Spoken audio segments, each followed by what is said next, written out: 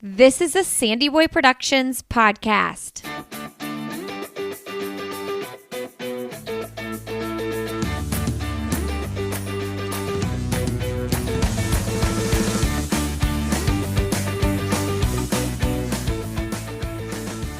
Hey everybody, welcome to I'll Have Another Podcast with Lindsay Hine. I'm your host, Lindsay.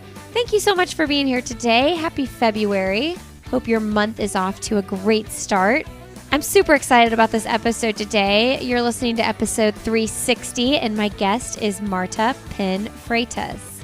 Marta is such a fun guest. You are going to love her.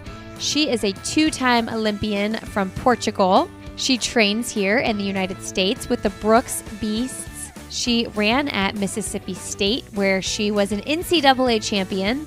She is a 1,500-meter specialist and has big dreams for medaling on the world stage. And you're going to hear all about her beginnings in running, how she got started, and what brought her to Mississippi State, and what she loves about training with the Brooks Beasts, and all sorts of things. She was just a joy to talk to. All right, friends, and this episode of the podcast is sponsored by Goodr. Goodr makes affordable, functional, and fashionable sunglasses that don't slip around and move when you're on the go, on the run. I have been loving the aviator style. I have a pair of the black aviators as well as the Amelia Earhart Ghosted Me aviators. They have really fun, exciting styles as well if you're looking to jazz up your look on the run. They have so many fun, bright colors. The Electric Dynatopia Carnival OGs are amazing. I love that color. So fun. And then the Breakfast Run to Tiffany's is, I think that's hands down my favorite. Those are my go-tos. They are so sturdy. You all can save 15% when you go to goodr.com/another. Use the code another15 and that will save you 15% off your order. All right, friends, if you enjoy this podcast, leave us a quick rating and review on iTunes or Spotify. You will be entered to win a pair of Goodr shades. Every month we're drawing a new winner. So if you leave a rating and review, you will be entered to win a pair of Goodr sunglasses. Make sure you send my assistant Emma at sandyboyproductions.com an email and we'll get you entered to win. We are drawing the January winner today. So at the end of every month, beginning of the next month, we will draw the winner from the month before. How fun is that? All right, friends, enjoy my conversation with Marta.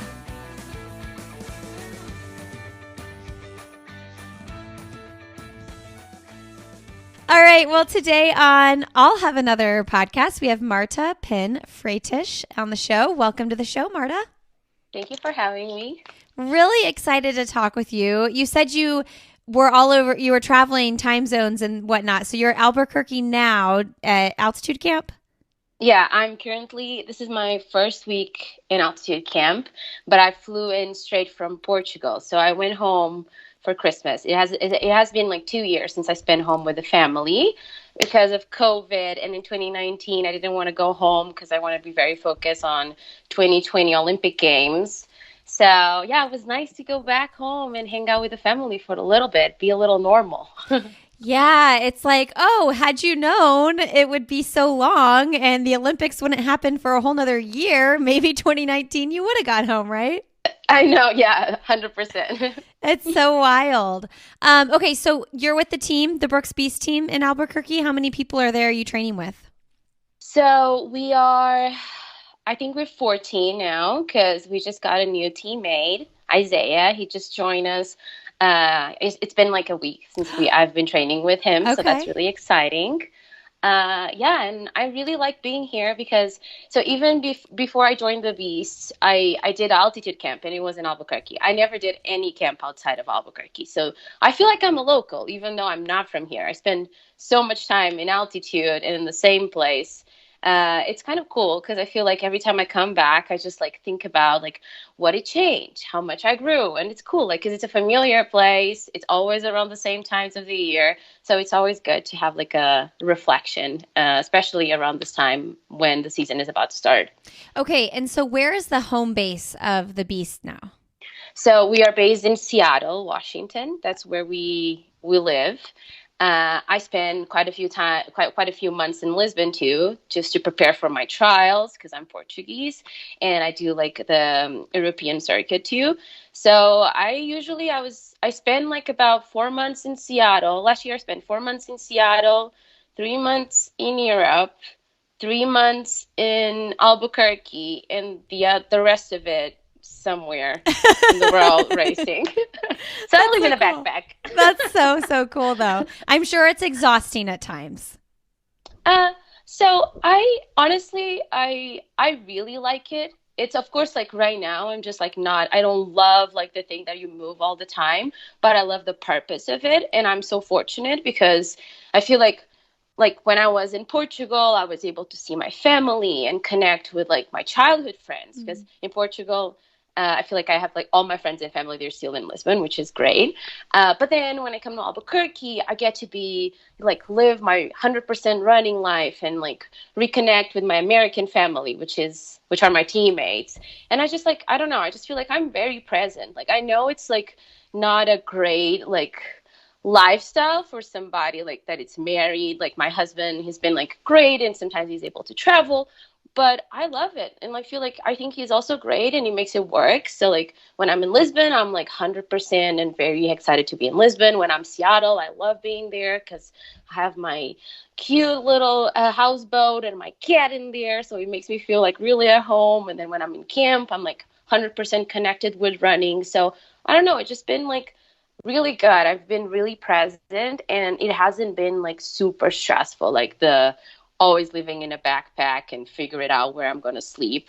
But yeah, it's fun. I love it. I think that's part of like being a track and field athlete. Like you just have to be very adaptable. With COVID, it also like was just extra challenging. I ended up going home with a backpack for 2 weeks and I stayed there 8 months because COVID happened.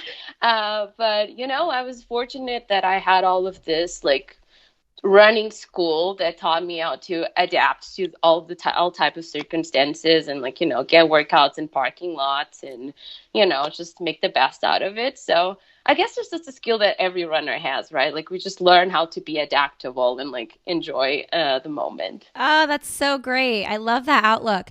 Okay, so you live in a houseboat when you're in Seattle? Yes. That's so cool. I love it. It's just really different. I feel like, so I've seen the Sleepless in Seattle. Have you ever seen the movie Sleepless in Seattle? Oh yeah. So that's the neighborhood next to mine. So no. So I can you there, or I have like a floating bike, so I can just like bike there too through the water. It's really cool. So I get to really be a Seattle person. I live like in the middle of the city, but by the lake. So it's really unique because like you're just in this like cute little water neighborhoods, but at the same time you have like hydroplanes flying all over you and you have the city just a mile away, but it feels like you're like in a little village while you're there. It's really, really unique. You have like otters too, like showing up, and beavers eating your plants. So it's very unique. That is so cool. I've never been to Seattle. So now you have to go. So now I have to go. You are invited for tea time in my house. Yay! On your houseboat. Oh, that is like, it sounds so dreamy. Yeah, it's really cool. I love it. Like, especially, okay, like in the winter, of course, like Seattle is a little hard, especially for a Portuguese that it's used to like see the sun every day. So I'm really spoiled. I know that. But like just living by the water, it just brings me so much happiness. It's been like, it's really, really calming and nice. And I have this little cat, which is my passion. His name is Frankie. He's a 1 year Scottish fold, and he loves living there too. So I don't know. Seattle for me, it's home right now because it's where most of my stuff is, and where my husband is, where my cat is, where my team is. So I don't know. Like I've been only there for like 3 years, but I feel like it's just like I love Lisbon so much, but Seattle really has my heart. It's a really special city, even though it's not sunny all the time. So it must be a very special city. Yeah, totally. Yeah, if you still love it. Okay, 2 more houseboat questions, and then I swear I'll move on from the houseboat. Your husband lives there full time? Yes. Okay.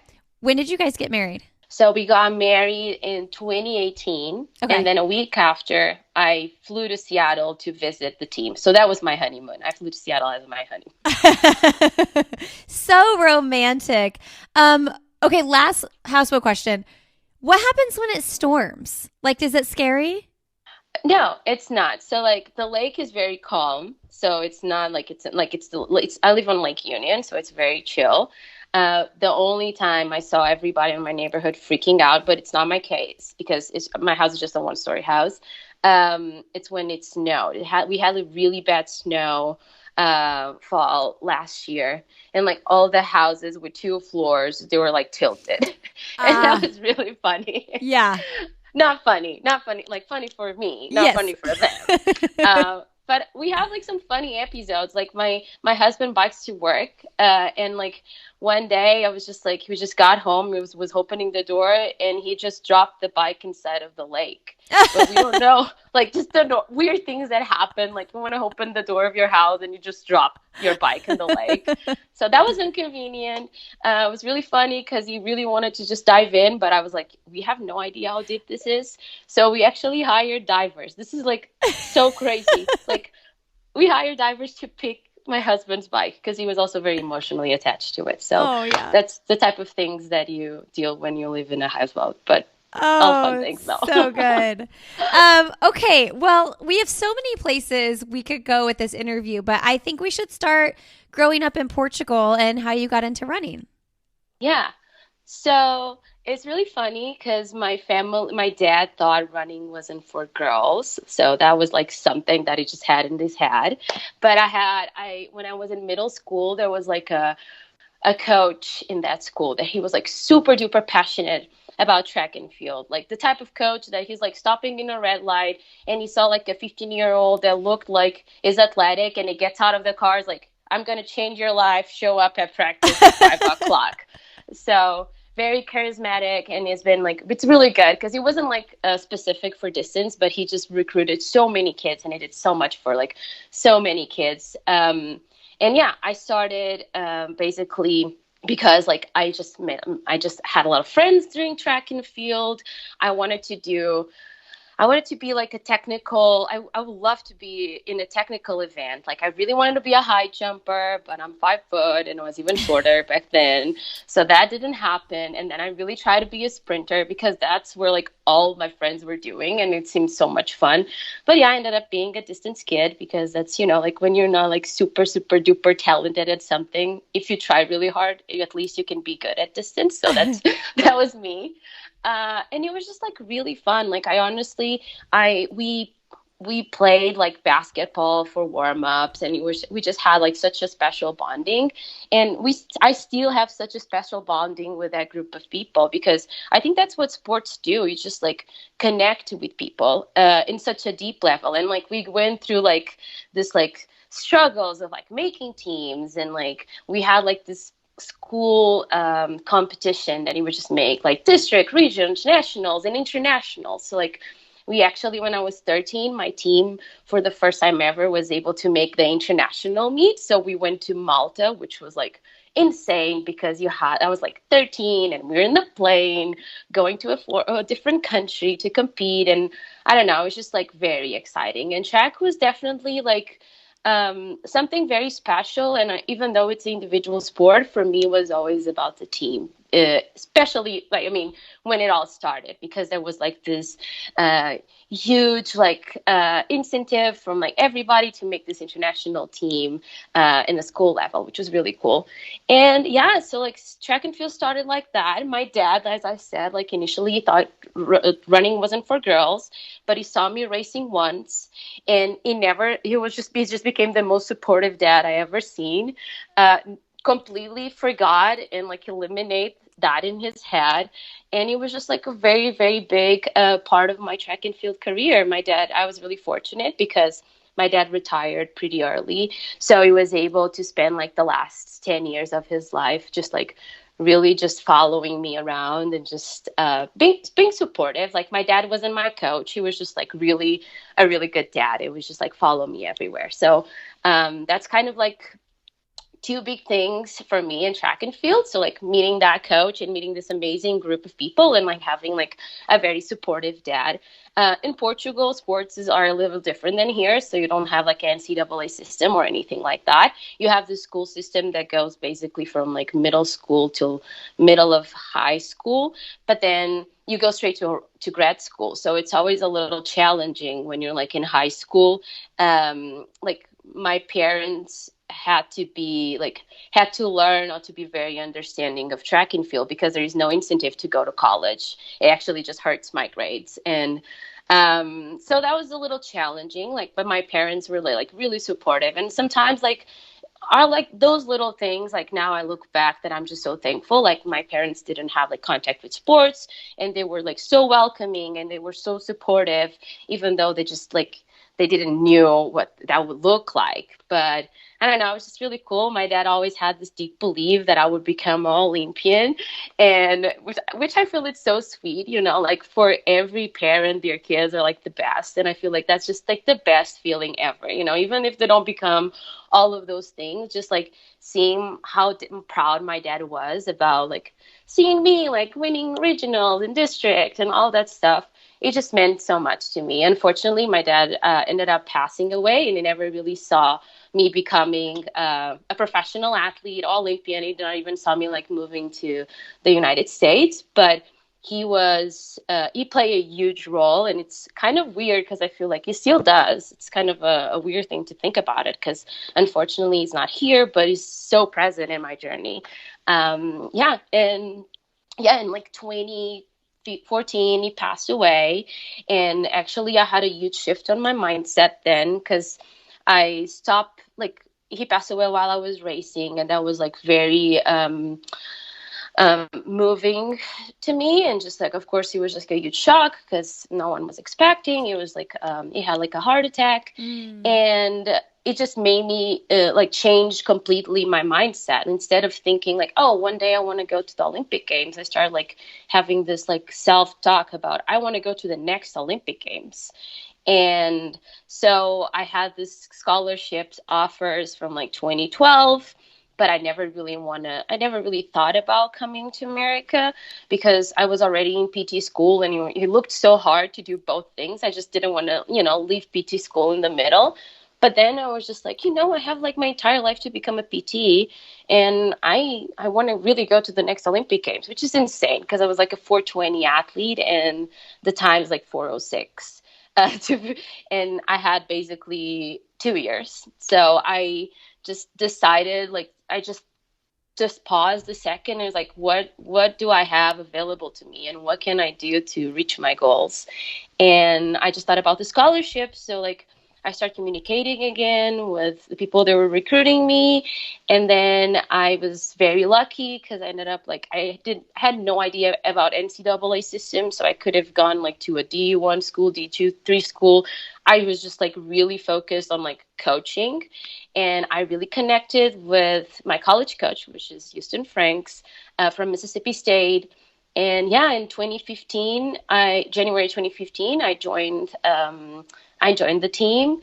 And yeah, so that's kind of like how like track start becoming like this big thing, because back till my dad passed away, it was just like college was really important, track was important, but college, like becoming a physio, was like the most important thing. And sometimes sometimes some things happen in your life and you just realize that you're just following everyone's path, and maybe that's not your path. And I feel like I was really young, I was 20 when that happened, but it was like a really good wake up call, and it just changed my life completely for sure. Wow, that is such a cool story. Was your dad like originally, when he thought running wasn't for girls, was it a cultural thing, a generational thing? What do you think it was? It was just generational. I feel like my dad never had contact with sports, never really seen, like, of course, like we had, like, he's seen women in sports, but he just never thought like his little girl would be a runner. Yeah. But then it was funny because sometimes we think like our parents, of course, they educate us, but we can educate our parents too. Yeah. And I brought a lot home with sports, not only like have being a female in sports, but also just like diversity and multiculturality and like so many other aspects. And it's just so interesting because like your parents can teach you so much and they can be great, but they also can learn so much from you. And I felt that was like a really good experience for my family and for me too. Well, and I think that's just a really beautiful thing as a parent myself to hear, because it's like we need to be open as parents to receive that and to learn from our kids. That's really, really cool way to look at it. Hey everybody, a quick break to thank ZocDoc for supporting this episode of the podcast. No one knows what you're looking for in a doctor better than you, and no one's better at giving you the tools to find the perfect doctor than ZocDoc.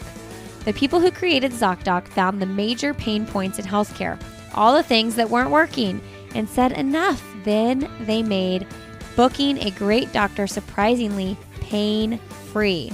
With ZocDoc, you can find doctors that are in your insurance network, putting you on the path to see the doctors who are right for you and not wasting any time figuring out who's in network and who's not. ZocDoc is a free app that shows you doctors who are patient-reviewed, take your insurance, and are available when you need them. Go to ZocDoc.com/another and download the ZocDoc app for free. Then start your search for a top-rated doctor today. Many are available within 24 hours. That's ZocDoc.com/another, ZocDoc.com/another. All right, friends, back to my conversation with Marta.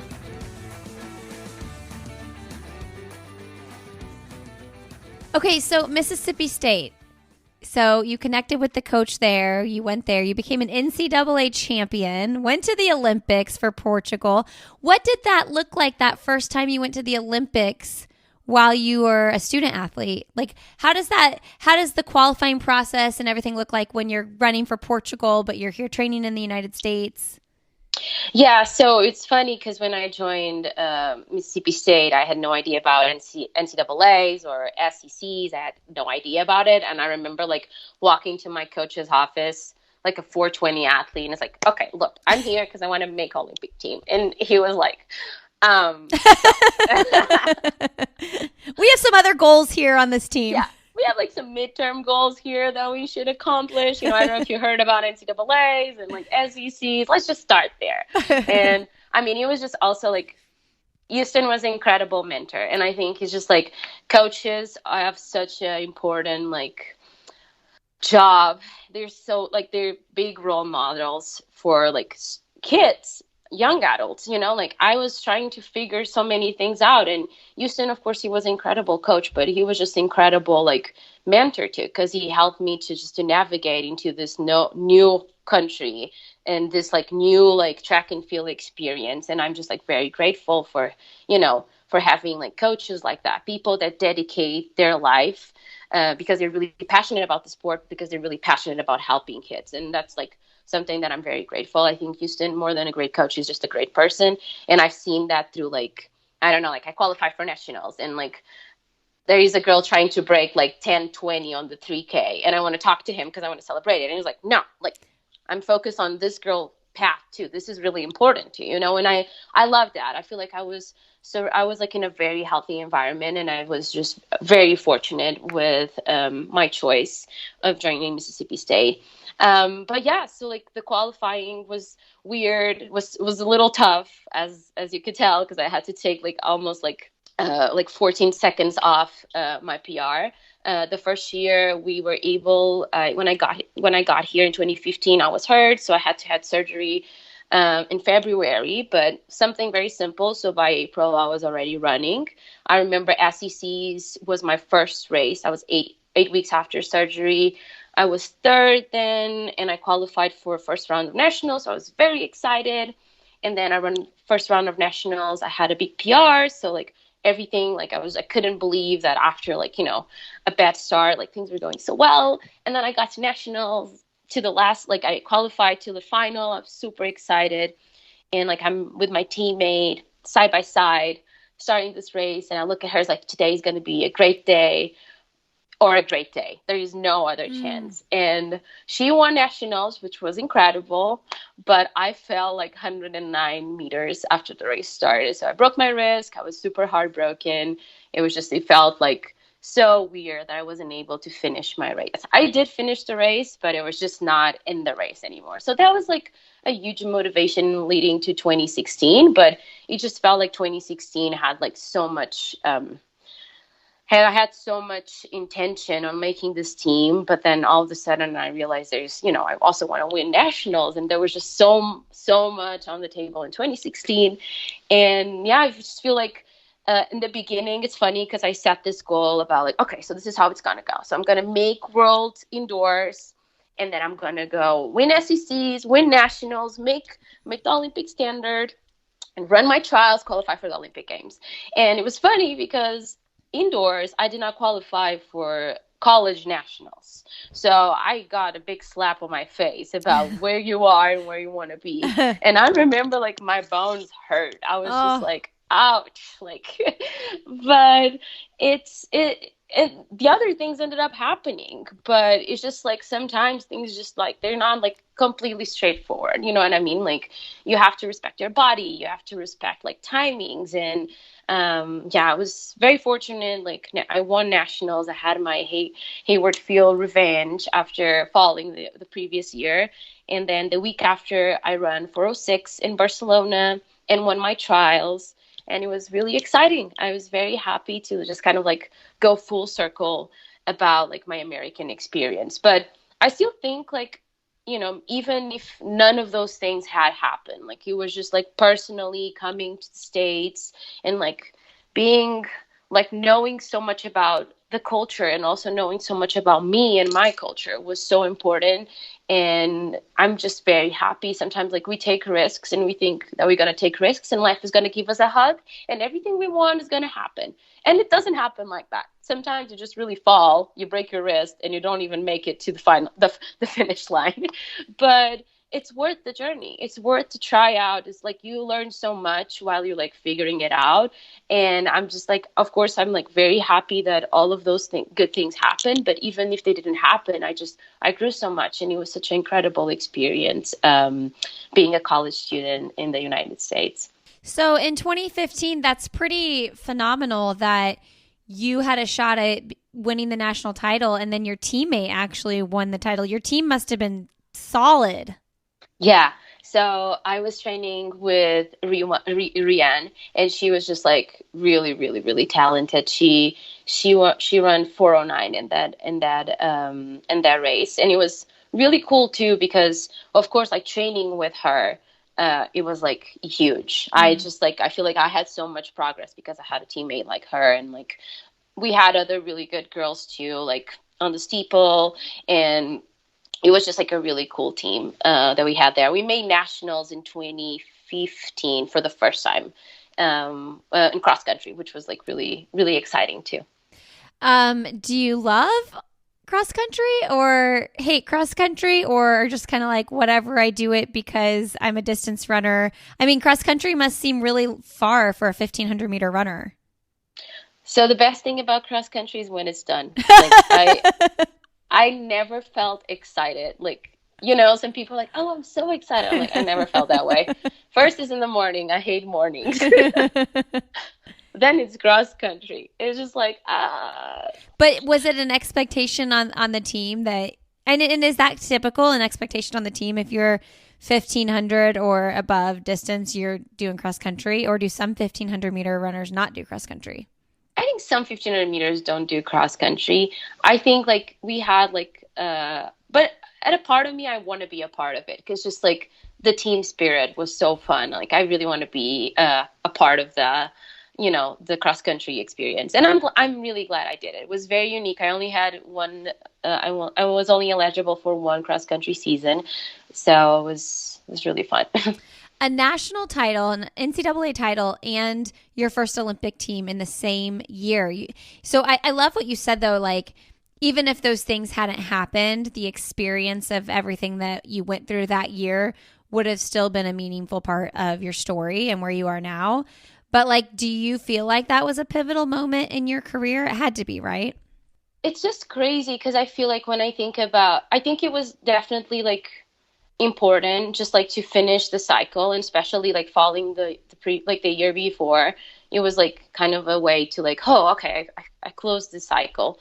But I don't know, I feel like I don't think about the win as like the most important thing on my career, or like I think about like really the journey. It's kind of funny because like when I think about my college career, of course, like winning national titles is one of the most memorable times I had. But the other two was when my teammate broke 10 minutes on the steeplechase, and when my other teammate that actually almost started as a walk-on was third on the 10K and SECs. And it's just like, I don't know, I feel like the team, being a part of the team was really special. And I was very happy and like grateful to be able to work with this group of people that I got to grow up with. Because I feel like sometimes you think you're so old when you're 20, but you don't know anything. Oh, it's wild. I know. I think about that all the time. Even now, I'm like 38, and I think, I thought I was so old when I was 30. And now I think, and then 10 years, I'm going to look back and think, oh my gosh, you were still in your 30s. Like right now I'm mourning, like turning 40 already. And it's crazy how you think about time when you're in that present moment. It's also good what you're saying, because it's like there is a way to live life as a student, like there is so many stories out there. There is so much you can learn.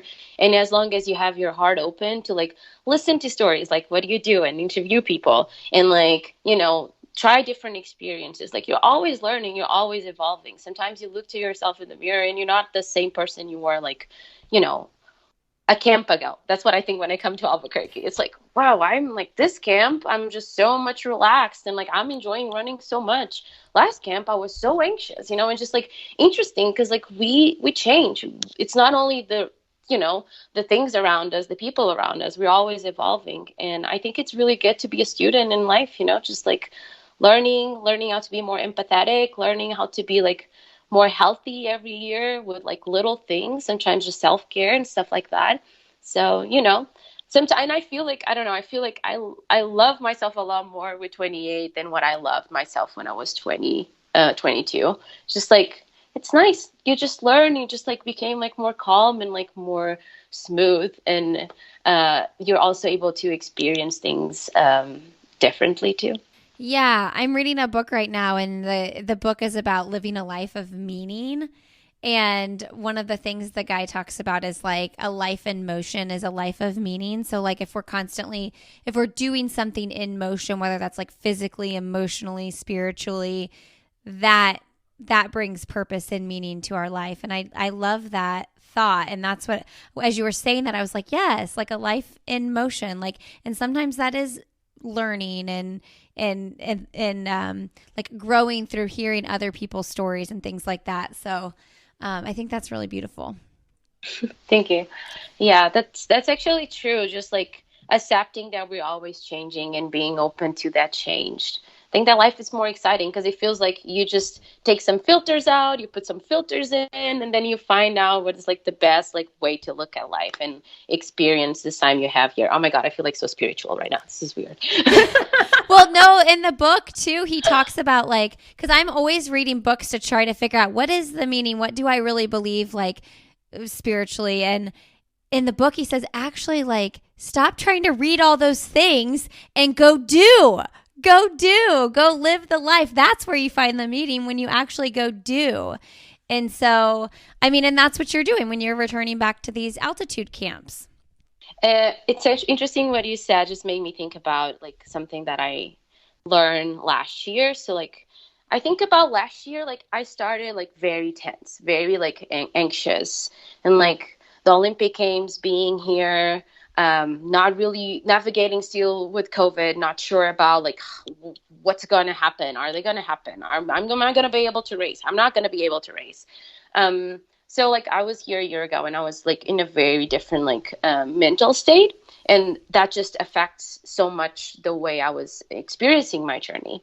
And then there was a time, and this is, I'm going to say a saying that what you said just made me think about it. Like when I have a sports psych for like 5 years, and it's been interesting because like with a sports psych, it's just not like it's like any injury, you know, like you don't like touch it and like it goes away. It takes time, you know, it takes time. You got to be open, you got to be honest, you got to listen to your body, and like, but you can see some progress, which is like really interesting.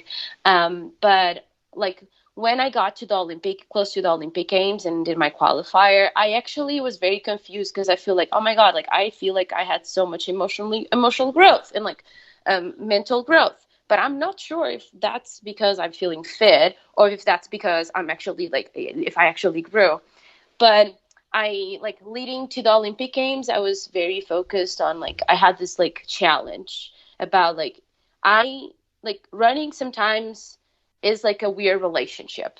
So I really have to figure it out how to make this a constructive, positive relationship. Because I felt sometimes like running is this guy that I sleep with, like my husband, not my husband, well, that it's miserable. Like we just like we have a terrible relationship. But then we also like we have mad love and it's incredible. But it's nothing stable. It seemed like a roller coaster of emotions with my relationship with running.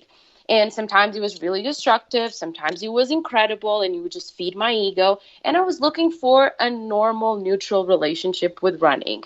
And I really told myself, like, leading to this Olympic Games, like, look, like, if you're not going to go to this experience and like find this energy, like, I'm just going to quit running. Like, I don't want to keep doing this. Like, this is just like, it's being a high level athlete. It takes so much. And I put so much effort into this to feel this emotional roller coaster. Like, I don't want this in my life. And if this is something that I can handle, I should do something else.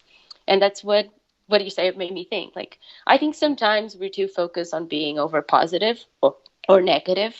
It's just like seeing the glass half full or half empty. Sometimes all we have to do is just drink whatever it's in the glass and be present. Like, just like, don't have judgment, don't have that anxiety. Just like be in the moment. And like, if like your best is like participating, be proud of it because you were present, you give your best, like you put so much effort into this, like live the moment. Like you have this one shot to give it all. And then, you know, embrace it. Don't wonder what it could have been or what if, like just accept the moment. And sometimes it's hard as track and field athletes because, you know, I've been doing track ever since I'm a kid and I associate my value for the longest times. Like the first big accomplishments I had was like with track. So deep down, I have this ego that it needs to be fed. But it's so important when we're able to separate our ego with our passion and just like be very present. And I don't know, I see like both of my Olympic experiences and like one, like I was not even supposed to make the Olympic Games. Like I had to run 14 seconds faster and make so many moves in my career to make it. I look back to the girl that I was crying after not making a semifinal right now and I want to slap her. I was like, what? You're a brat. You should be happy that you made it.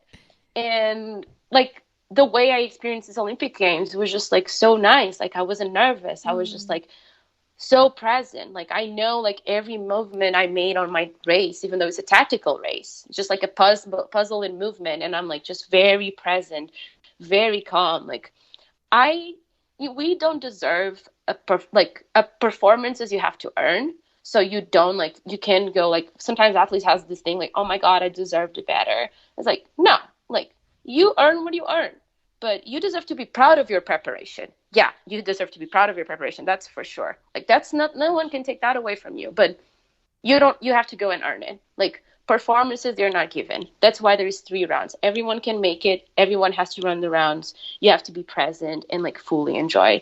And like by the end of the day, I feel like I want to, like when I win my first Olympic Games, I wanted to make proud my 12-year-old self. I wanted to make her really proud. But right now, I want to make proud my 40-year-old self. I want to make sure like I just like live my journey and I'm like, I have like this good moments and I connect with people and I connect with the moments. And I know this is how I'm going to run fast. Like sometimes you think running fast is is going to make you happy, but being happy is what's going to make you run fast. And just like building this relationship with running on the last year, it's been like so important to me. And like I am like right now leading to my 3rd Olympic cycle, really hoping to make this 3rd team.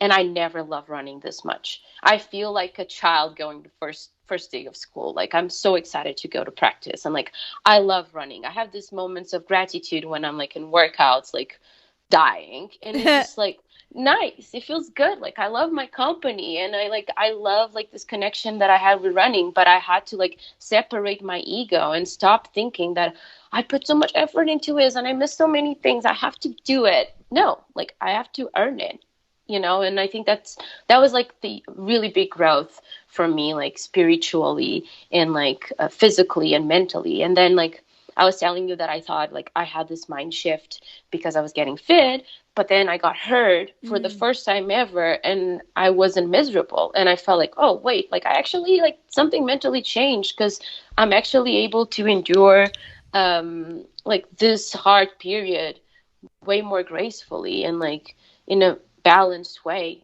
Like, I feel like emotions just don't hit me like a wrecking ball anymore. I still have them, but they're more like a ping pong ball. You know what I mean? They're there, but they don't destroy everything around me. And with running and competing, it's sometimes like challenging to, like, be aware of yourself and like managing these emotions and make them like more like contained. Like, you still accept them, you still have to live them. Like, it's not like I don't want to be frustrated, but like, I just want to be able to operate and like have like this happy life inside and outside of running, regardless of my performances. Hey everybody, a quick break here to let you know that this podcast is part of the Sandy Boy Productions podcast network. If you are interested in finding other shows that might be of interest to you, definitely check out our brand new website, sandyboyproductions.com.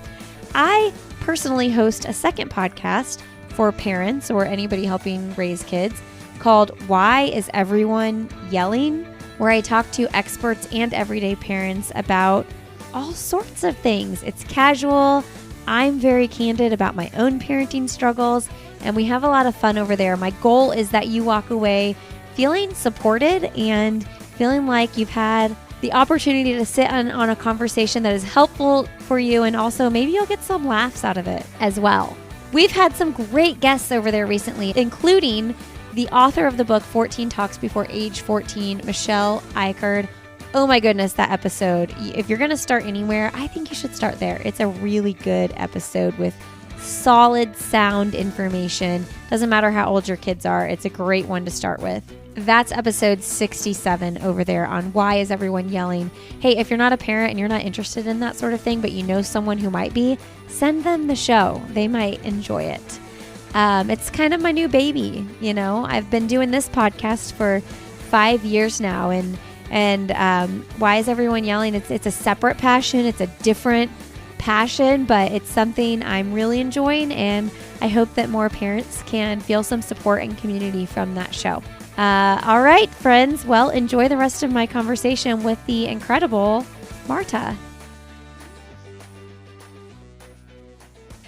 What was it about the Brooks Beasts and Coach Danny Mackey that made you decide you wanted to work with them?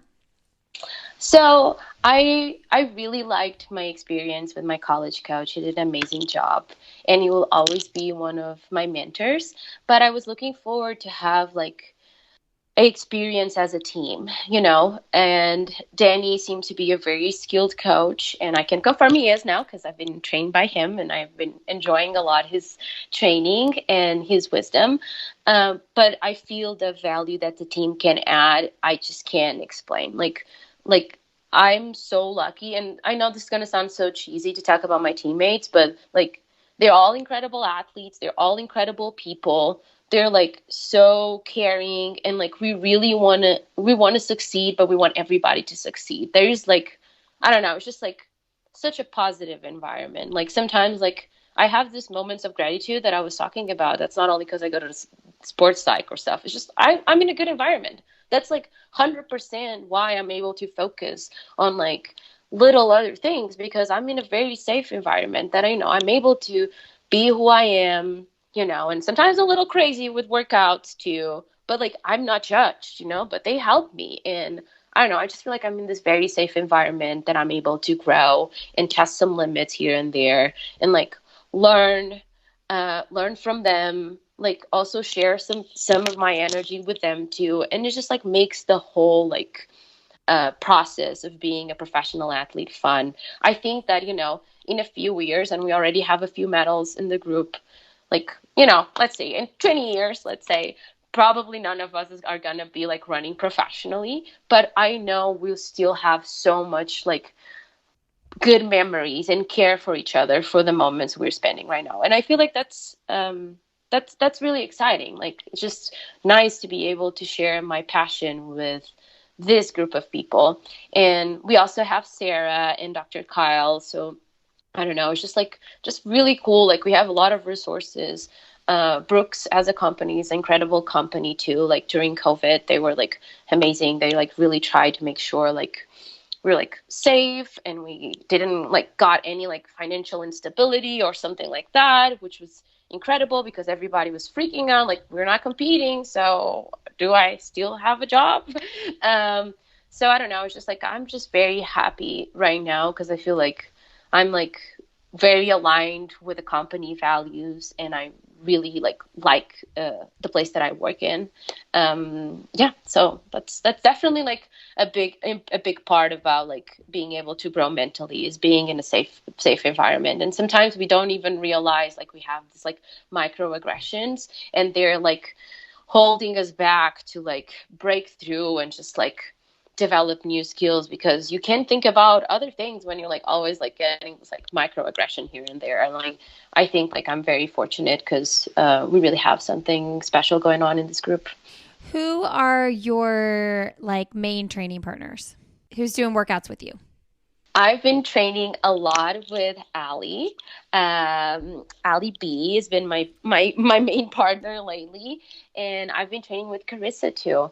But I also jump in with Ali, with Nia and Lori too for like some sprint stuff. But I've been training right now for like more like I'm doing more 3K, 1500-meter type of workouts. So my workouts have been lining up more with Ali, which has been really nice because she is so good and perfect pacer. I'm terrible.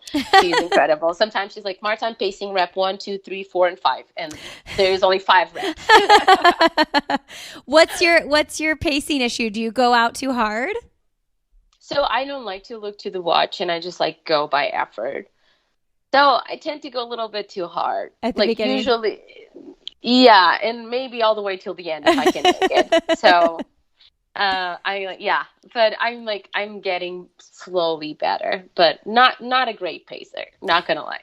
Oh, okay. So tell the listeners why that's important. Like, just because you can go that hard in workouts doesn't mean you should. Yeah, so like you also want to take like sometimes you don't want to go all out on the workouts. Like, you want to like go through the workout and feel like, okay, this is a 7 out of 10.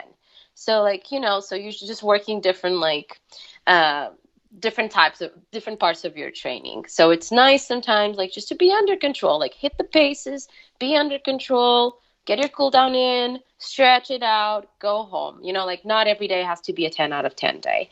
And that's a major learning from Coach Danny, because I was like a 10 out of 10 every day. It doesn't work. Cancel that version. What's a workout that you would get to practice and you're like, oh man, we got to do that? Like, give us an example of something he'll give you that's really hard. So for me, till this point, it's been really hard doing tempos. Like, this is actually, it's funny because I also think it's a little bit related with my mental health. Like, I had to take about like 10 weeks off running. So just cross training, but I was like mentally way more stable, and like I was able to cross train and get weight stuff.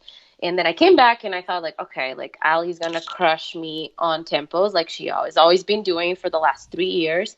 But actually, I feel like for the first time ever, I've been able to keep up with Ali, which is incredible. So sometimes like less is more, so what I mean is like I run just the mileage wise, like half of the mileage I would have run last fall, this fall, in comparison to last fall. And I feel like I'm way more fit than I was last fall. Just, sometimes just have to listen to your body, get the cross training in, like just minutes in, like, and you can really hold on to some fitness. So Tempos are my nightmare. I hate tempos. But I'm trying to, get into the vulnerability zone, swim in it, and it's getting better. So, like, I'm not being massively dropped by Ali anymore. Let's say that. I can make it to the end. I can make an 8 mile tempo. I don't go for an 8 mile tempo and it ends up being a 5 mile tempo anymore. So that's progress. I mean, I feel like the hardest part of a tempo is just that like sustained effort for such a long period of time. And I imagine being someone who races such a short distance, an 8 mile tempo run is so long. Your race is 4 minutes. I know it's long and it's painful. It's just like, but it's not that like the 1500-meter pain, it just hits you in the heart. This one is just like, it's just like they take small pieces of you. You know what I mean? Like it's a slow death. Not a good one. I like a quick death. I mean, I think that that's something that a lot of us can relate to too, because a lot of us are out there doing tempo runs, a lot of marathon trainers and things like that.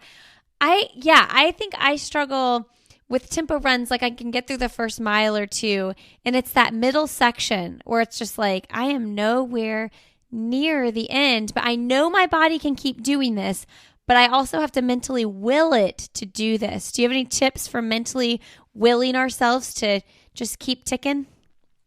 Have a teammate like Ali. That helps a lot. If you have all-time Ali next to you, that definitely helps.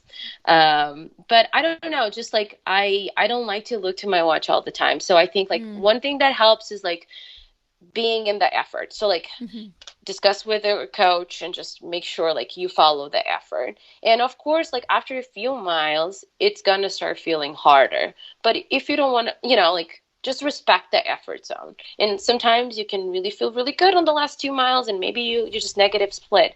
Sometimes you just stay in the same pace. Sometimes you actually run a little slower. But just I think one thing that is really important is like thinking that as long as your heart is beating, your watch doesn't matter. Like your heart doesn't care what pace you're running. The effort is what it matters. So like you always like having some sort of adaptation to the exercise. And I think like sometimes when I'm doing things very like outside of my wheelhouse, I like to think about that, about like, like I'm exercising, I feel the effort. And sometimes like a lot of the times I wasn't really able to run the pace that Danny prescribed, but I'm still like, I'm still getting better. So like, don't freak out. Stay in the zone. Maybe you can run a faster last mile, or, maybe you just finish and, you come back next session and you're definitely going to be stronger. But what are you training for right now? Like with your tempos and stuff? I'm not training for anything. I actually threw down not an 8 mile tempo, just 4 miles at tempo pace on Monday, but it was literally only because I was just like fired up about Kira D'Amato and Sarah Hall. No, that was so exciting. It's so inspiring seeing them like just being so successful and breaking through like this preconceived ideas, that women have like this time limit, and having kids is definitely like whenever you stop like going down on your career, and they're just like breaking through all of these preconceived ideas. And I love seeing this like power women just like crushing it, because they also been like so great for so long and just proving everybody that it's just like, yeah, I'm still here and we're not going anywhere, which is incredible. Good. I wonder how many people listening went out and like crushed a run on Monday that they weren't even planning to crush, just because they were so fired up about it. I know. I mean, I was just thinking about them, and I was like, I'm just going to run faster, and then I'm going to run a little bit faster. But I haven't like put any big training efforts in a really long time. But I know for me personally, the mental game with those tempos is really difficult. And I love what you said. And I think that people really need to write that down and like take it with them, that like, as long as your heart is beating and you're putting the effort out, like you are getting better. It doesn't matter if your paces weren't what you hoped you would hit that day. Like your effort and your time has been put in. And remember that. That's really good. Yeah. I also think like having that, like, of course, like just being like acceptable of what your body can do. Like sometimes you can actually like be really on pace and you feel like, oh, I can actually run faster. Or sometimes you're just like doing like what you can do, and just having this feeling that my body is getting better. Like this is what my body needs. I think like the mental aspect also makes you absorb training better. So like when you really believe in what you're doing, it's not like being lazy. One thing is being lazy. And I think all the runners know what I'm talking about. And another thing is like, well, I'm really struggling. Like this is supposed to be a tempo. It's not supposed to be, a 10 out of 10 effort. It's supposed to be like an 8, a 7 out of 10.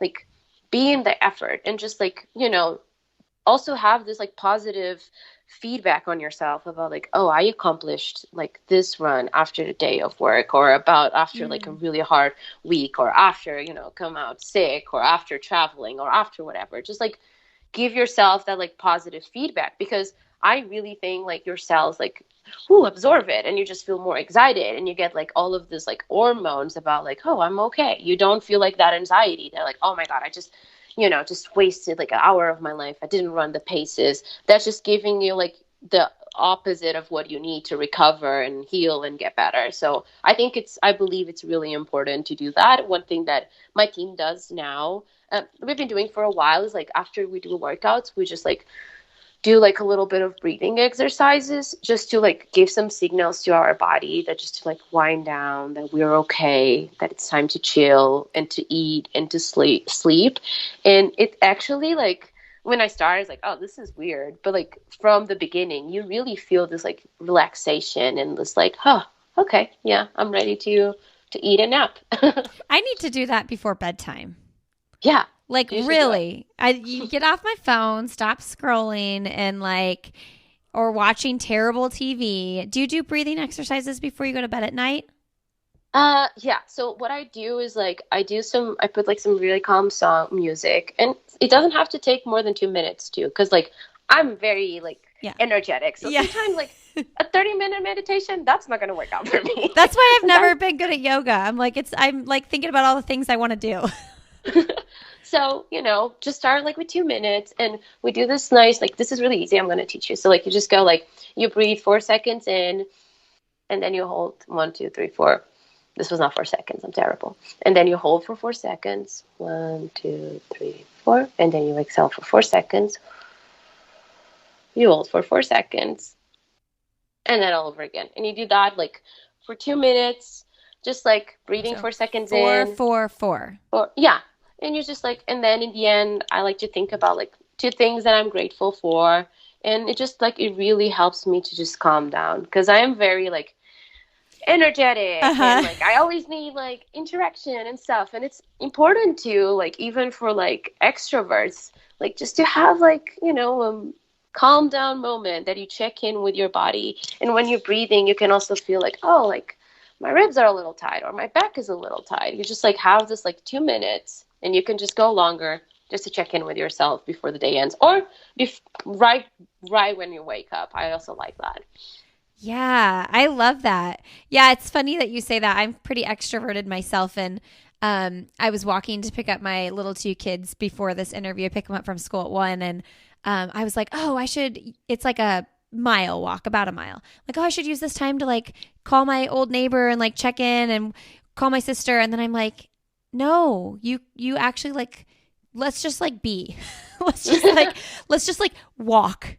You can like literally walk for 20 minutes and like not interact with people and not do anything and not listen to a podcast and just be in the world. And I really struggle with that. My word for the year is present. Like, I know that's like kind of corny at making up a word for the year, but I really am trying to be present. And I think I struggle with it because I always want distractions. I always want to be doing something. So I'm trying to be intentional for these like even very short bursts of time where I just be.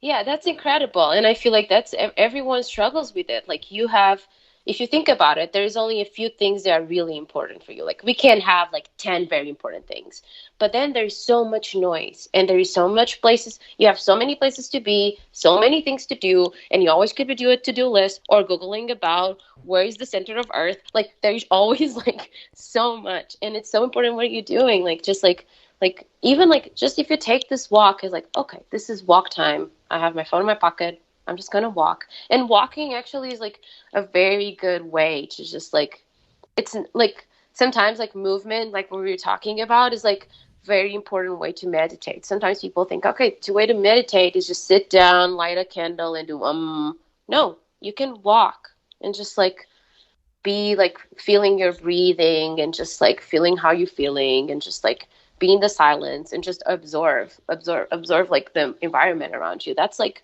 that's meditating too. That's like taking time for yourself. And I think there's like a lot of benefits for sure, like especially for sleeping and like not like having this like short periods of time. It can be as much as you can, just for you, just to connect with you. Yeah, it's funny because I love going on walks with my family, but anytime I'm by myself and I walk, I'm like, well, I might as well run. And and so I'm like, I'm as we're having this conversation, I'm like, you should really leave your phone at home. Don't bring your music. Bring your podcast, and just literally do like like a 1 mile loop around your house once a day, like walking, not running, with nothing. And also, I love the idea of that too, because if you don't have your phone and you don't have headphones in, it also opens you up to like saying hello to people that you might not normally talk to. Like I always wave and say hi to people. I never don't do that, but like you might have a conversation that like you never would have had because you don't have your headphones in. That's true. It's good to be connected. Like we can connect through devices, but it's good to like feel like, oh my God, my feet are on the ground. Yeah. My breathing is on my chest. I feel the energy of the sun on my face. Like just small little things that just helps you like to feel like grounded. I'm sorry, I sound like such a like a spiritual guru right now, and I'm really not. No, I love it. I mean, in my search for meaning, I'm like, it's action. I think that that's the resounding theme, is like, rather instead of like constantly trying to figure out what it is, like that forward action, whether that's going for that walk or, I don't know, figuring out what you actually want to do and taking action on it instead of like constantly researching it. I need to move forward. Okay. Well, I hate to wrap up, but it's time. What's going on for you this year? Like World Championships or this summer? What else are you focused on? Anything? So right now, I'm looking forward to race the 3K at Millrose in less than 2 weeks, actually 10 days.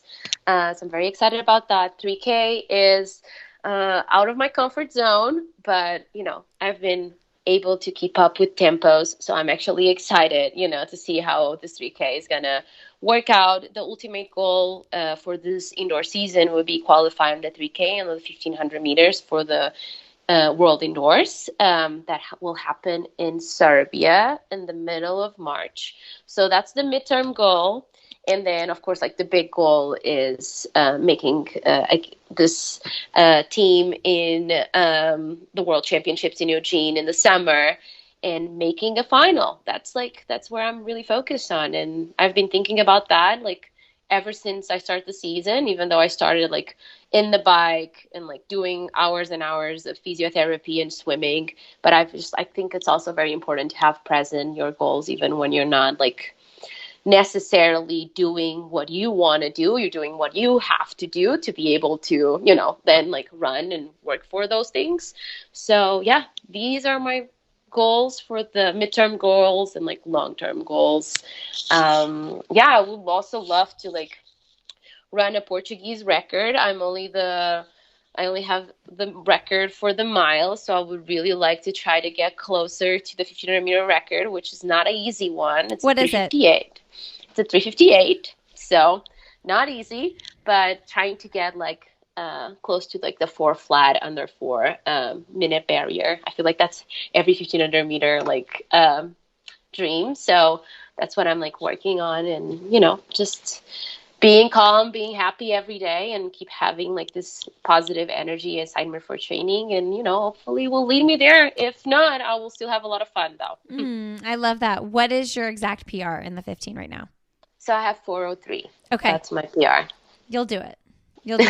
Well, and do you feel like these like World Championship races, like, do you rise to the occasion time wise? It depends. Like sometimes like one hit could be like very fast. The other hit maybe is more tactical. I feel like women tend to run always like in an honest pace. So, Yeah. but hopefully I will have a few opportunities leading to the championships because I mean, when you go to championship, the goal is like placing. It's like, going for the medals. But yeah, it's fun about our sport. Like we have so many opportunities to be successful. You can run under 4 minutes in a high school meet if you want to, but then you have like this big meet. They're very prestigious. And of course, like you want to be at your best when it comes to it. Okay. What's something professionally or personally you would like to do that you haven't done yet? I would like to win a global medal. That's that's why I'm still in this sport. I still believe I have that potential, and just be in the chase for the medals. That's my goal. What is the best, most recent book you've read? The Practice of Groundness. We actually read it as a book club with a beast. I really liked it. Shout out to Brad Stolberg there. Yes. Who is someone fun, motivating, or inspiring that you would like to have coffee, tea, or cocktail with? Oh, I don't know. I think Noam Chomsky it would be very interesting to have coffee with. I really like his books, and I think it would be interesting. I would love to make him a few questions. What is your last message to leave with our audience today? My last message. I don't know, like just kind of following what we were saying, just like trying to find like good filters to like experience the world, and maybe the filters you have it right now, it doesn't mean it's going to be the filters you'll have, in the next chapter of your life, but just like be a student in life and just like, look forward to learn from like people, from experiences. And yeah, I think that's a really nice way to grow and experience the world. Yay. Thank you so much, Marta. Yeah, thank you so much. It was a lot of fun. Hey, everybody. Thanks for being here today. Thank you, Marta, for coming on the show. That was just such a wonderful conversation. I loved getting to know you and hope that I can meet you in person sometime. If you all want to follow Marta, you should. She is Marta Pen Freitas, Freitas on Instagram. You can find me personally on Instagram. I'm Lindsay Hine 626 over there. You can find Sandy Boy Productions. That's this podcast network that we're a part of, sandyboyproductions.com. Little old podcast network that I started a couple years ago. We also have some other great shows in the network. Why Is Everyone Yelling? Hosted by me, which is a parenting podcast for parents, I should say. The Illuminate podcast, where we share amazing stories of people doing really cool work in the world. Some really inspiring people over there.